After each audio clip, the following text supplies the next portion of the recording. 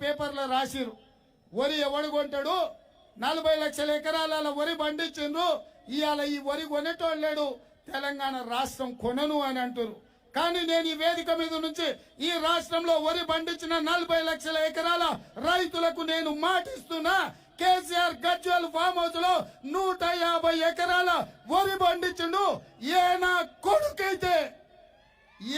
కొడుకైతే కేసీఆర్ వరి కొంటాడు ఆ నా కొడుకే మన పేద రైతుల వరి కొనాల్సిందే లేకపోతే కేసీఆర్ పండించిన ఓట్లు కొంటారెట్లా పేద రైతులు పండించిన ఓట్లు కొనరెట్లా వాంది కొన్నోని లాగుల తొండలిడిసి కొడతాం మా రైతుల పంట కొనకపోతే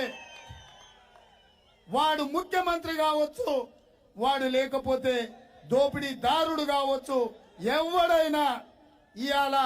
ఒకవేళ ఆడ ఒడ్లు కొంటే పేద రైతుల ఒడ్లు కొనాల్సిందే ఆ పంట చేతికొచ్చినప్పుడు వేలాది మంది కార్యకర్తలకు నేను విజ్ఞప్తి చేస్తున్నా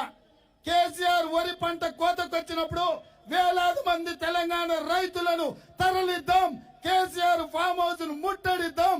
ఆ ఒడ్లు కొనేటోడెవడు వాని అంతు తేలుద్దాం కేసీఆర్ ఏమో 150 ఎకరాలు వేసుకుంటాడు మనం ఎకరం 2 ఎకరాలు ఒడ్లేసుకుంటే కొనడా వాని అయ్యా జాగీరిస్తుండా వాని ఆస్తి రాసిస్తుండా గజ్వేల్లో గుంట భూమి ఇస్తుండా లేకపోతే వాని కిడ్నీలు అమ్ముకొని మన ఒడ్లు కొంటుండా ఇవాళ ప్రజలు కట్టిన పన్నులు 10,000 కోట్ల రూపాయలు పెడితే